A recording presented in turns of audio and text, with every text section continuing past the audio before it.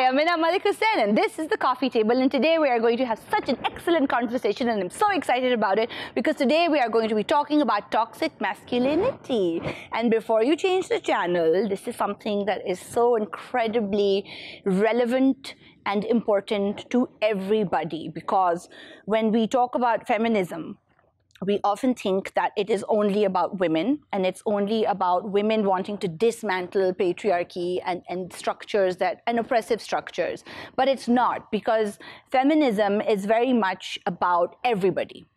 And underneath that umbrella, when we say everybody, we mean women, we mean children, and we also mean men. Because patriarchies oppress all three categories in different ways. So it's a really, really essential conversation, I think, to be able to kind of unpack what we mean when we talk about toxic masculinity, when we talk about healthy masculinity, and then what structures that exist inside patriarchal societies and communities that do not serve men. And we often think of patriarchies as structures which do benefit men, and of course they do, and men are still very successful in patriarchies, but men are also suffering.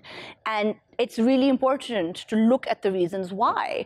And in order to do that, I'm so excited to be welcoming on the show today two wonderful advocates for gender and mental health and self-help.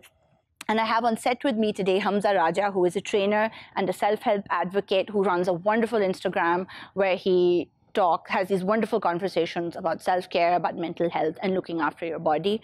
And we are joined from Karachi by Adnan Malik, who is a film and television actor. He is the director of AMP, which is a boutique media production house. He's a WWF Pakistan Goodwill Ambassador. Like, he does many things, he wears many hats.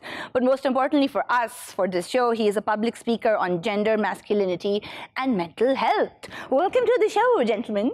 Hi. It's very exciting. Yeah, And I sort of also want to clarify at this point is that we have two men talking about toxic masculinity who are not psychologists, who are not gender specialists, who are not academics, because we want to have a conversation about men living in the real world, and we want something that's real, you know, and we're talking about how to sort of navigate the world as a man. And I have these really interesting statistics. So I realize I'm hogging a lot of this conversation from the outset, but I'm setting you guys up. So I was looking at the American Psychological Association website because, you know, unfortunately, the West has lots of data and we don't have as much data, which is also a conversation in itself. And apparently, according to the APA and their statistics, in the United States at least, men commit 90% of homicides, which are like to kill people. But 77% of men are victims of homicides, right? Men are also 3.5 times more likely to commit suicide than women. Yeah. A lot of times it's because men are more successful at it, but they are dying. Yeah. Men have shorter lifespans than women. This is like documented. The APA says about almost 5 years less.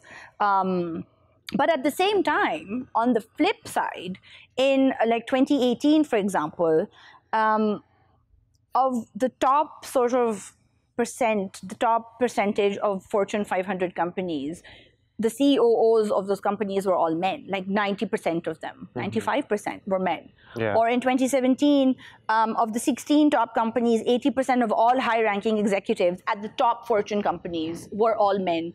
Men form majorities of governments. So they're clearly successful, right? They're clearly making money. They are running for office. They are running countries. They're doing all sorts of things which are all markers of success, traditionally and culturally around the world. But then at the same time, clearly there's something wrong where they aren't happy, and there's something that is getting in the way. Because technically, you know, you think that if you have, you know, you have money and you have power, then you're happy and you're successful, and that's how it should be. But then, like, what do you think is happening here?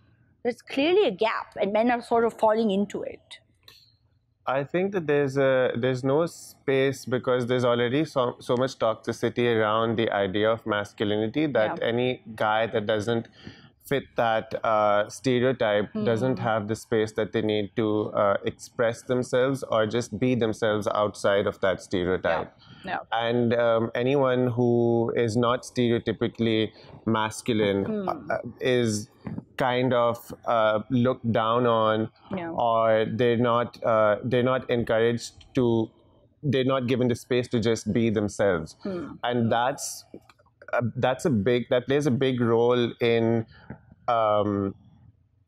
enabling toxic masculinity, and then also in creating this culture where being that way is also normalized. Yes. You know, so that's and then there are these words that are used, or these phrases that are used to normalize the weakness, so to speak, of men that are not masculine according to whatever the stereotype, the existing stereotype of masculinity is. Yeah.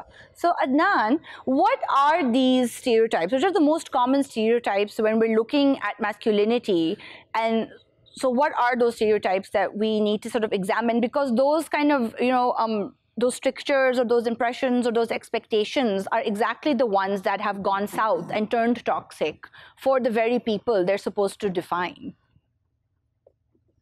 Yeah, I mean, it's such an interesting topic. Well, thank you for having me here, first of all. But, I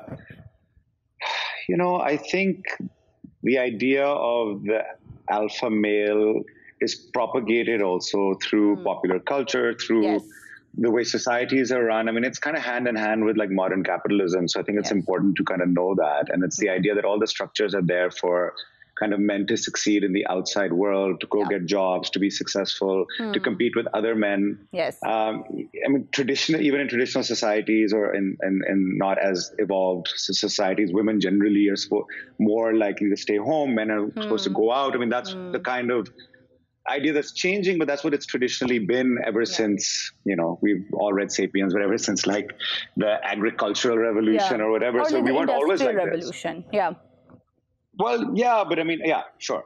So, but I think what happens is that we're really gender fluid. I mean, when we come into this world, it's very instant. Boys like blue, girls like pink. Boys need to play with boys. And at a certain age, there's a little genderity, and then it kind of all changes. And what happens is that men are not supposed to be sensitive. So I think it starts at a very early age where at school, it's usually an older bullying person or somebody else who kind of bullies you for being too sensitive, or you're not supposed to be like this, or boys don't cry. And that's where the process starts. And I think it just kind of exists or it persists through your life, where you're not supposed to be emotional or sensitive. You're supposed to be really kind of competitive and do the job that needs to be done and provide for your family and the women in your life. And like Humzah was saying, it's a very claustrophobic and tight container, which causes a lot of mental health issues. Yeah. Health and well-being, especially as a guy. Very much. And that's something that I want to kind of expand upon, but in just 1 minute. But so we're talking about these ideas, and I'm really glad, Adnan, that you brought it up, that it begins really early.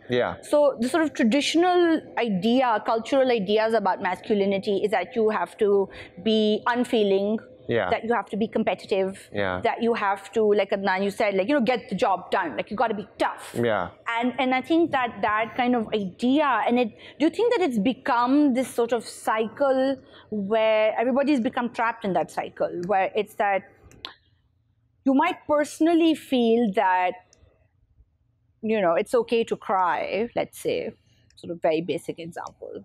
But because when you're in school, everybody else disagrees with you, then you have to kind of change to fit in with that.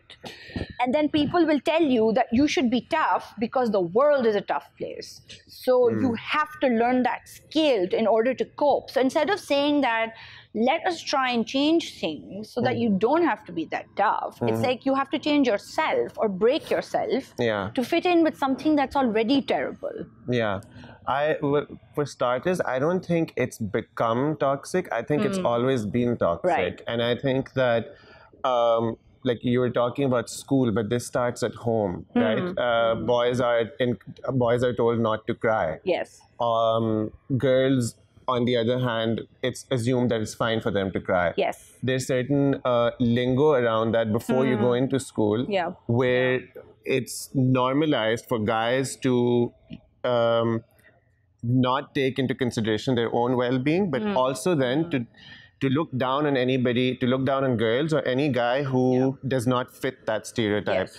So, for example, if you're talking about crying, men are often told not to cry. Yes. And that is oftentimes beaten out of them by, male figures. And then words like boys don't cry. Or don't cry like a girl, because girls cry. Girls cry. Because girls cry, right. And that's a very...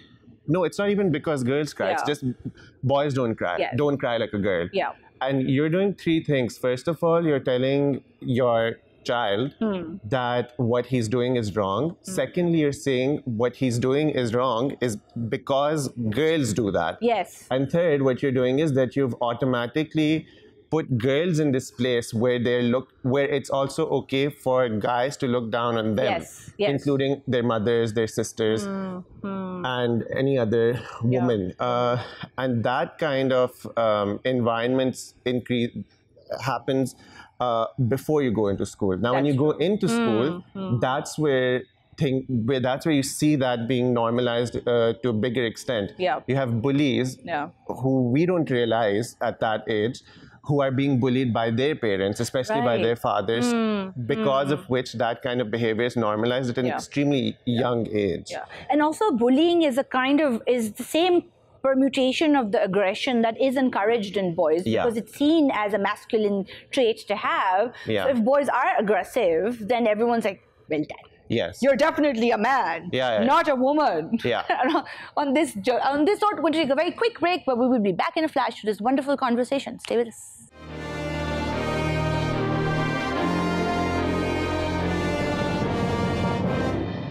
Welcome back to the coffee table and this wonderful, timely, relevant, excellent conversation about toxic masculinity that we are having with mental health and self-help and self-care advocates Adnan Malik and Humzah Raja. So before the break, we were talking about how traditional norms, ideologies around masculinity involve men are men because they repress their emotions and that violence is a marker of power. But being a tough guy is like sort of really rooted in denying your own vulnerability. And Adnan, maybe you can weigh in on this. What happens when boys are perpetually told that feelings are for girls, feelings are not something that belong to them, and that in order to be a real man or to be like a proper man or to, like the right kind of man, these are the things that they have to embody.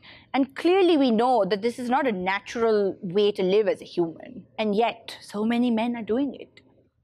So, I think Humzah raised some really valid points about sort of gender identity early on at home and sort of how women are treated, girls are treated and how boys are treated. But I think it's important to kind of re-look at what are we really talking about. We're saying, like in my experience, what the traditional way for a man to be in the last, so many decades. And a lot of this, by the way, is inherited trauma. So a lot of this is taken from our dads and our mothers, because that's what we saw as a relationship.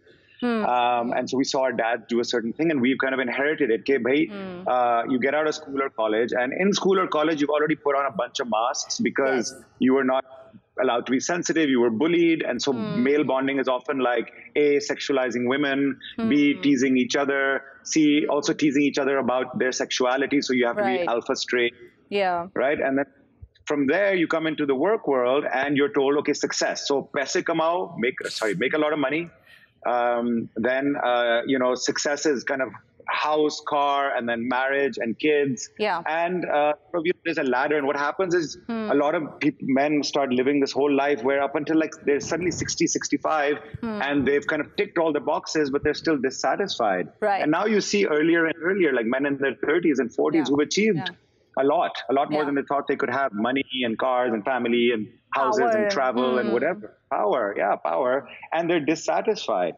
So, but what I do see now is that actually men now in the 30s and 40s are becoming a little more awakened to this because they're not happy. And it's this dissatisfaction that's causing all kinds of like coping mechanisms that are unhealthy. So even in our society, we see addictions of everything from alcohol and drugs to even food. I mean, food can be an addiction. Love and sex addictions. All kinds of unhealthy attachments to parents that haven't like really let go. So there's this whole kind of spectrum of issues that men have, but what they're told is, "Acha bhai, don't worry about it. Just keep working, keep distracting yourself, and you'll be okay." So what happens is they work normally all day, and at night they will get involved in some kind of an addiction or something that makes them unhappy, a numbing mechanism, and ultimately it builds up to a point where there's a real mental health issue, where anxiety comes in, where depression comes in, where there's communication issues with your family, where you're really unhappy, but you can't show it. Yeah. So when you are not... Sorry, go ahead. And possibly you also don't have the vocabulary to express what you're feeling at the moment, because it's a vocabulary you've never been encouraged to use or access as well, because, that's not manly. Right, and I think that's kind of finally changing. I mean, I think we do have role models around now, because a lot of the way men become the way they become is through role modeling. So usually it's the father who's usually not present in most young men's lives, at least in Pakistan and around the world, you hear it. And then, so you're kind of, as a son or as a child, you're role modeling that, because that's what your dad did. Even if you don't like your dad or you have a problem with your dad, become him because you haven't learned anything else.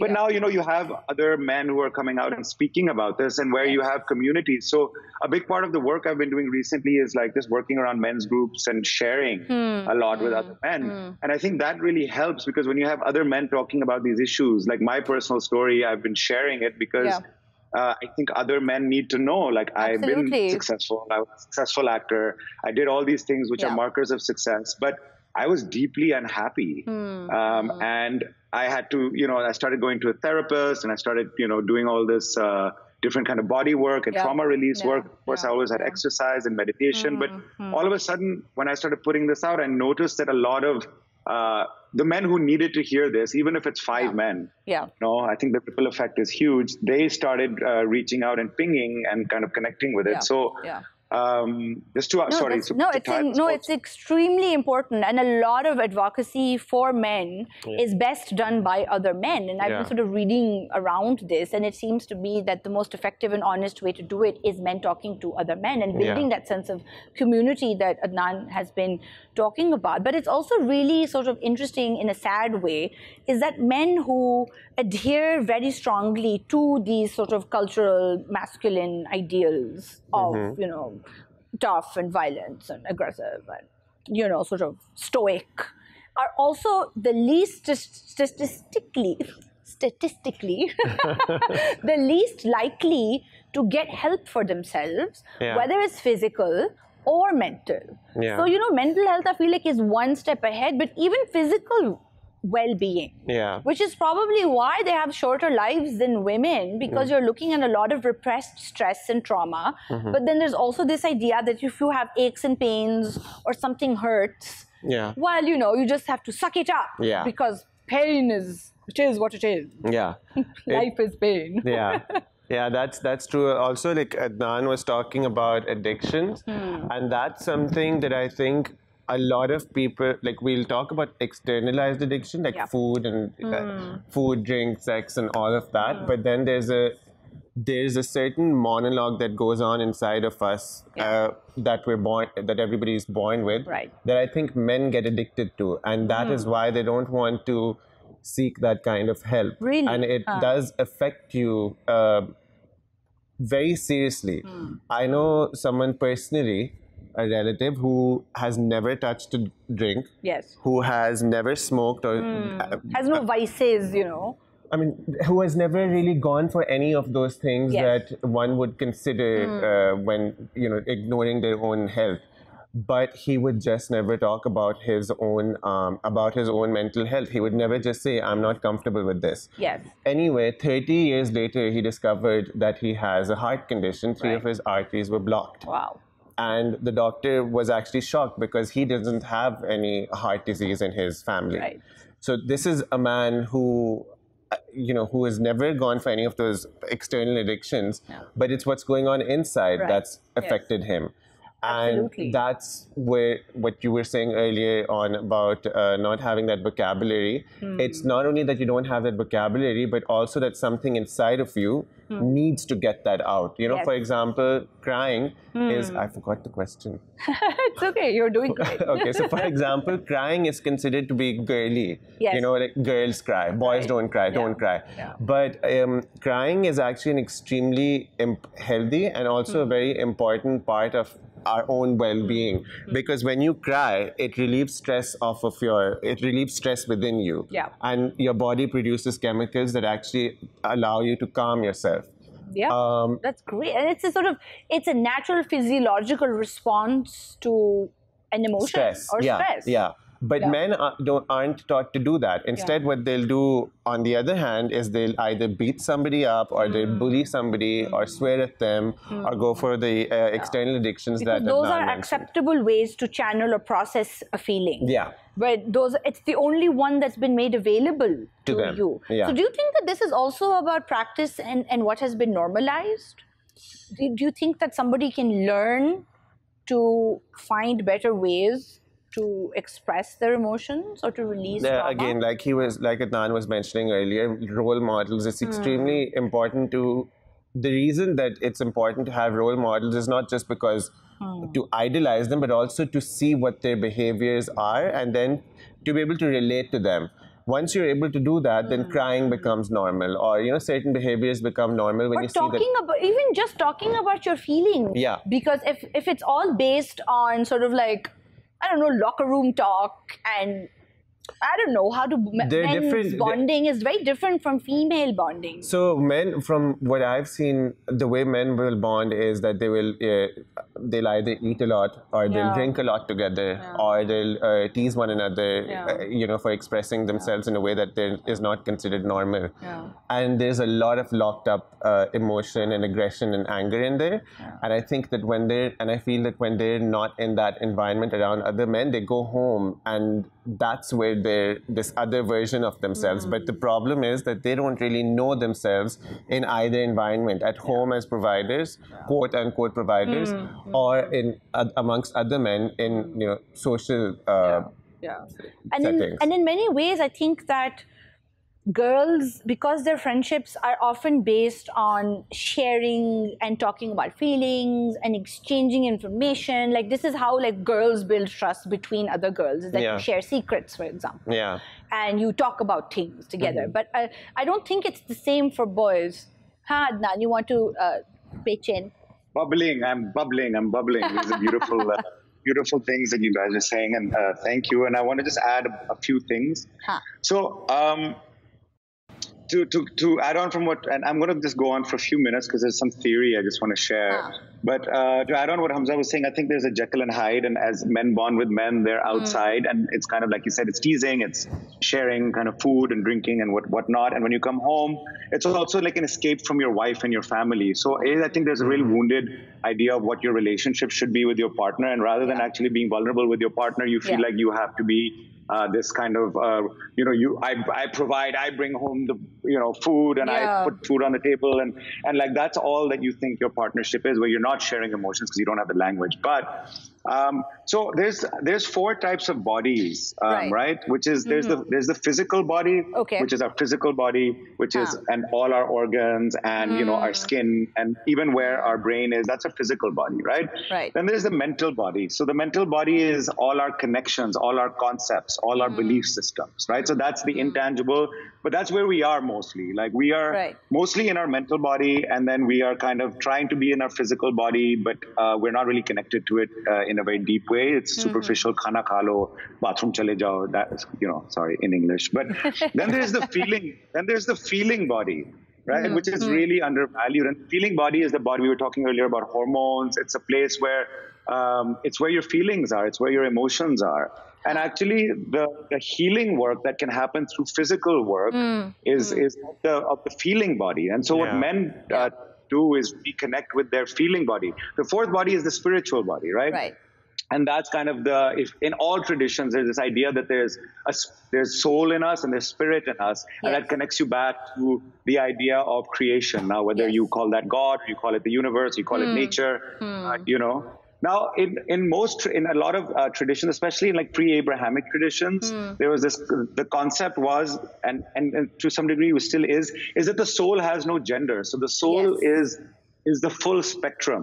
So what happens is when you're in the soul realm and you come into this world, you're actually genderless, and you come into this world and suddenly you're put into a body of a man or a woman. And now what happens at a very early age is that you're then genderized. So the most let's say the most wounded the most wounded feminine is actually within the masculine. It's within the male body. And so in terms of what's really important is to understand that we have a female inside of us and we have a male inside of us. Absolutely. And we've got those two energies. Yes, and they kind of are as present. And so the real marriage that has to happen is the marriage between your own inner feminine and inner masculine, both for women and men. And what happens with men especially is that we don't connect with our feminine. So because we've been told, as Humzah was pointing out earlier, as you were, Humzah, was pointing out earlier, and you were pointing out earlier, is that, it's the female domain to be sensitive, it's the female domain to cry. Whereas even for me personally, I don't think I cried between the ages of 15 and 35. Like I think I might have cried like on my fingers. That's the amount of times I cried. And then it was just building up inside of me. And like you were saying, in Pakistan, there's a thadda culture, there's a fighting culture. Like that's how men express themselves. And I've seen so many men when they get into these fights, it's just like a guy drove wrong and he's like, oh, I'm going to kill him. So angry. Had, for 20 years, he's had no way to express his own emotions. And it's like cooped up inside, which is why, so just to finish, this is why the physical work is really important, because it gives you release. But the physical work has to be connected with this idea of doing like the feeling body release. And the feeling body is where the crying happens, where the anger happens, where the anguish happens. It's also where the joy happens. Because actually, because there's so many exactly, because crying is not just the only way to release your emotions. There's joy, there's love, there's attentiveness, there's gratitude, it's this wonderful spectrum of feelings. And I also find it really interesting how in these like ancient cultures, like Indo-China ancient cultures, the whole idea of the yin and the yang and the feminine and masculine energy coexisting in the body that creates a whole person is something that we technically can access really easily, because it's literally from where we are. Yeah, I mean, if I may just add to that, I think there's certain attributes that even in Islam, when you look at the 99 names of Allah, which is, the different attributes, they're both masculine and feminine. So look at that. That's really interesting. That's really lovely. That's anyone from an Islamic, we have those 99 attributes within us. Half of them, or I don't know exactly the number, are feminine attributes. So why are those attributes not taken in by men, especially men who really ascribe to the Islamic faith, That's so gorgeous. It's worth thinking about. No, it really is. And we're going to take a very quick break to do that thinking, and we'll be back in just 1 second. Stay with us.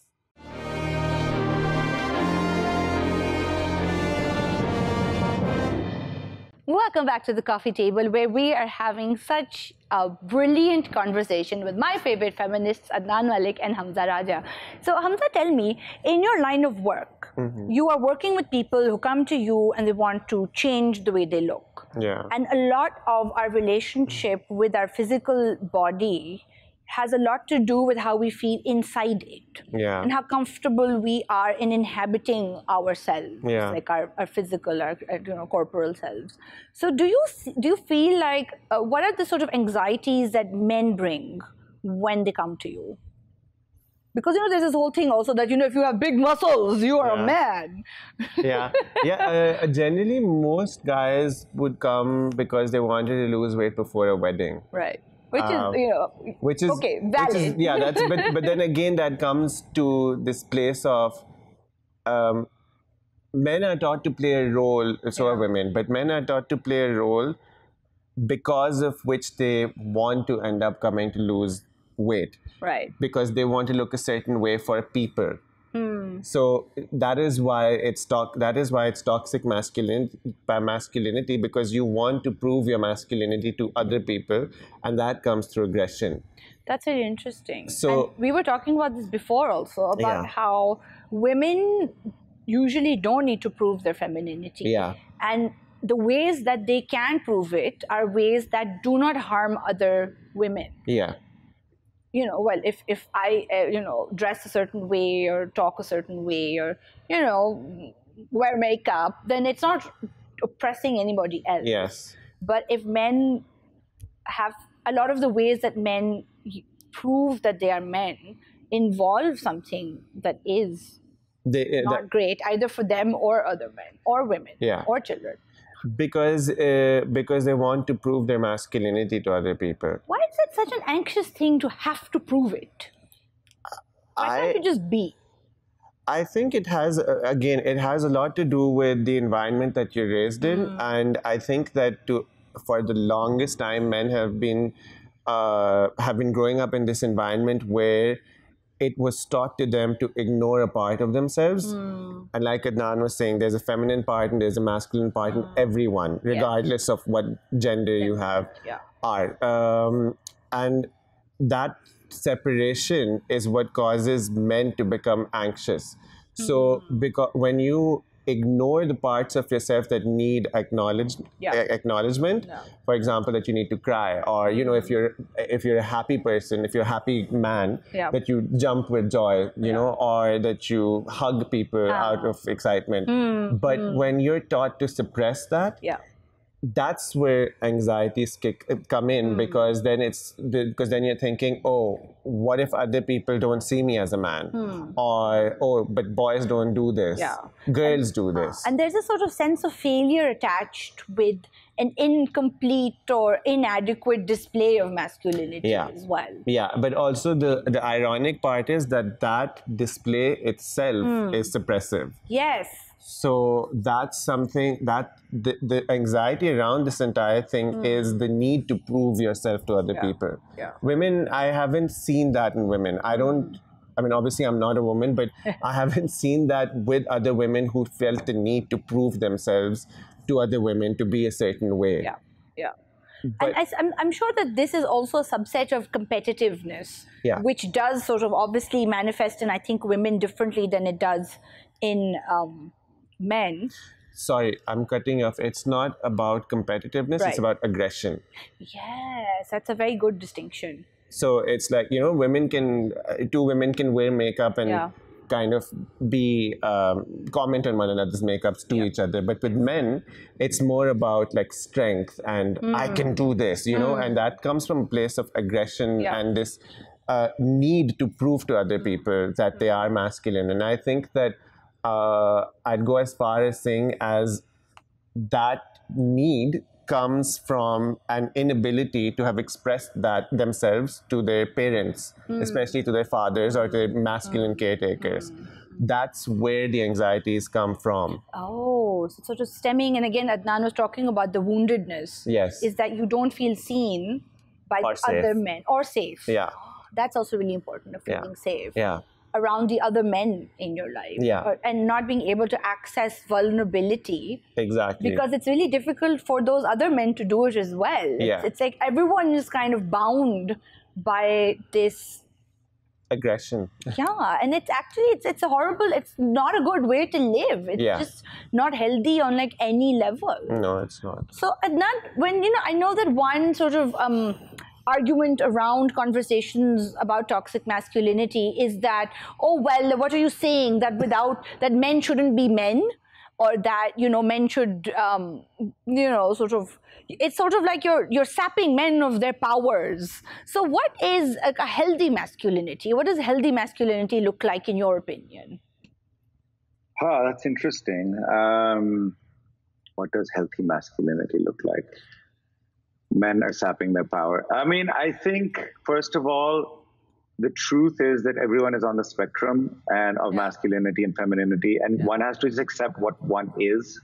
And I think that's really important, and everyone is not the same. And so I think, unfortunately, the biggest problem is the media and the way it propagates things. And so we believe that this Hollywood idea of man and this idea of woman, and it's changing. You can find role models out there who are changing, but you know, and I think, sorry, I'm just going to get into a little bit of process. I think, you know, we talk a lot about parents, and the thing is, a lot of people's parents brought them up. They didn't know better. They were trying to survive. You know, they didn't have the tools. Father was not present. Mother was trying to make the marriage work. Mother kind of had to disconnect from herself. Like, you know, probably an but nobody's doing it on purpose. Yeah, and telling the world that no, everything's fine, but and it's not, because you feel, right? And what happens is, especially as children, you feel everything. So you know that things are right or they're not right. Then you start numbing at like 13, 14, 15, and then you stop feeling that. So what I think is really important to do is do self-parenting, right? And inner child work, especially when you're getting older. It's like, like really, like who am I? What are the values that are important to me? Not what someone else thinks of me. And I think when you're able to at some point break that, that's when you really start getting into whatever your healthy masculine and healthy feminine is. And I think a healthy masculine is one where the feminine and the masculine are in a marriage with each other, in a conversation with each other. So for example, like, you know, when we are in a certain way, masculinity can help you, like action can help you, you know? But in those same spaces, like instinct can help you as well, right? So like if you're lost in the forest, you know, you need your strength and you need your kind of single-mindedness to maybe get somewhere. But sometimes you lose your path. Okay, then what are you going to do? You're going to check in and you're going to check for your instinct. You're going to go for a feeling, and that feeling is your feminine part. Now, if you don't have that part, if you're not accessing it and you're going to keep going, then you'll keep going, but you'll go the wrong way. So then you're going to end up being like, okay, I got somewhere, but you're not where you want to be. So that's just a very generic example. And so I think, I think it's that, and absolutely, and I think it's actually honoring the women in your life also. I think that's really, you know, they're like, sorry, not using Urdu, but you know, there's another thing with men. It's like, you've changed, right? So what's wrong with that, right? Like everyone wants to keep you in the same place. So you have like these friends from school who for 25 years have been bullying and teasing, and you don't want to be a part of that anymore. But they're your support system, so they're like, you've changed. But you know, it's okay to change, and it's okay to actually connect with the women in your life and also honor them. Actually, I think, and I know I'm talking a lot, but I think the main issue with men, ultimately, in a race way, is that we realize that we actually don't have any of the power because we can't recreate, right? We can't reproduce. And so actually at a very like basic, maybe at an archetypal level, we are very afraid of women. Because actually women are the ones who have the power to create, and we are just a side dish that helps. And you know, in ancient matriarchal societies, of which we are mostly descended, going as far back as Mehergarh, that was exactly the case. But I think that this has just been such a wonderful conversation. Thank you so much, Adnan and Humzah, for taking out the time to talk to me about this. And I think that, Adnan, what you were saying about balance is something that is really what I am sort of taken away from this conversation, is that of course you can be a man who takes care of his family, who likes to play sports and wins, but is also somebody who's there for his friends, who is kind, who is empathetic, who can say that, you know what, I'm not happy, or that this makes me uncomfortable. And you can have both of those things at the same time. And really the goal is to be able to have men and women and children be happy and healthy and safe in communities and in families together, and to break the cycles of trauma that we unthinkingly even pass on to our kids and to our families around us. And again, nobody is doing it on purpose, but if we don't have these conversations and we don't talk about it and we're not aware of what we're doing, nothing will ever change. And this is where all of us need to be really brave. And things are changing slowly but steadily. And thank you guys so much for watching. If you're watching this on YouTube, don't forget to like and subscribe, and we will see you next time on The Coffee Table. Bye.